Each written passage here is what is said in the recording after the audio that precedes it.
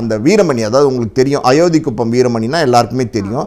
அது அயோத்திக்குப்பம் வீரமணியோட ரைட் ஹேண்டாக இருந்தார் இவர். அயோத்திக்குப்பம் வீரமணிக்கு ரொம்ப நெருக்கமான ஒரு ரவுடியாக இருந்தார். ஸோ அவருடைய சப்போர்ட் இருந்ததுனால அவர் வந்து பெரிய லெவலில் வந்து அவரை வந்து யாரும் நெருங்கிறதுக்கு பயந்தாங்க. ஒரு இளைஞராக கிட்டத்தட்ட பார்த்திங்கன்னா ஒரு 21 வயசுலாம் வரும்போது ரொம்ப பவர்ஃபுல்லான ஆளாக மாறிட்டார். ஸோ இந்த நேரத்தில் எப்படியே பேரலாக நீங்கள் கட் பண்ணி பார்த்தீங்கன்னா ட்ரிப்ளிகேன் ஏரியாவில் பார்த்தீங்கன்னா 2 பேர் ரொம்ப பிரபலமாக இருக்காங்க. ஒருத்தர் வந்து தோட்டம் சேகர், அதாவது பார்டர் தோட்டம் சேகர்னு சொல்லுவாங்க. ஆள் வந்து பார்த்தீங்கன்னா குள்ளமாக ரொம்ப சாதாரணமான ஆள் மாதிரி தான் இருப்பார். ஆனால் பயங்கரமான ஒரு ரவுடி அந்த ஏரியாவில், அதாவது ட்ரிப்ளிகேன் ஏரியாவில் ரொம்ப பவர்ஃபுல்லாக இருப்பார். அன்னைக்கு ஆளுங்கட்சியாக இருந்தவங்களோடலாம் ரொம்ப நெருக்கமாக இருந்தார்.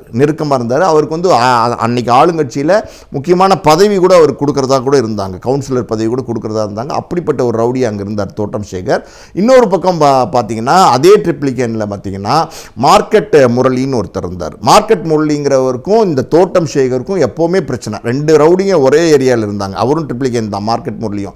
ஸோ 2 பேருக்கும் எப்போவுமே பிரச்சனை இருந்துகிட்டே இருந்ததுனால மார்க்கெட் முரளியும் பார்த்தீங்கன்னா நம்ம அயோத்திக்குப்பம் வீரமணியோட விசுவாசி.